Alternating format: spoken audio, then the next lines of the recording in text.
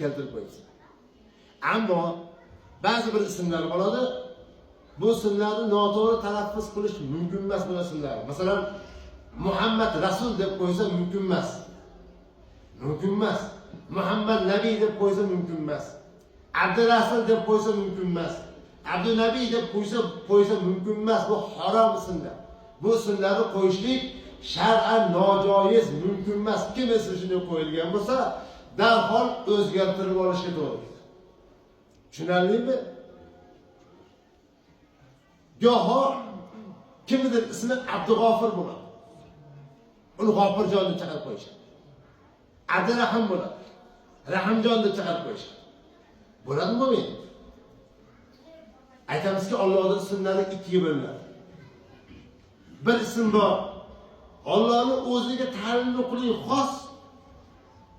Boshqa birovning ismini qo'yishlik haqqi yo'q.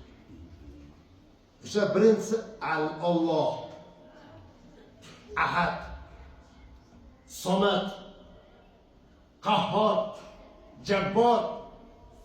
Bu ismlar Allohning o'ziga xos. Mutakabbir, Allohning o'ziga xos bu ismlar.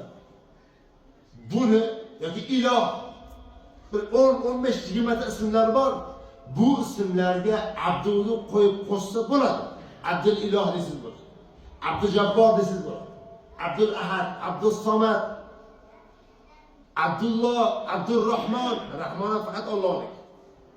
Qo'ysiz bo'ladi. Faqat uni chaqirayotganda Abdusini olib qo'ysa endi harom bo'ladi. Qahhorjon deydi. Jabbor aka deb qo'yishadi. G'ofir akani aytdi mumkin. Ikkinchisi Alloh taoloning o'ziga xos bo'lmagan ismlar. Ular undan boshqalari Rahmonda aytdi Allohga ta'alluq. G'afur, Rahim, Sami', Abdusamid, Sami'jon bo'ladi. Chunki u ham eshituvchi, Alloh ham eshituvchi.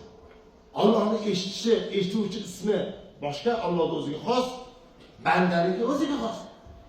Banda ko'radi, ko'radi-da. Ko'rmayapti. Ko'radi, lekin bu ko'rishi bandaning o'zi. Banda devorning orqasini ko'rmaydi.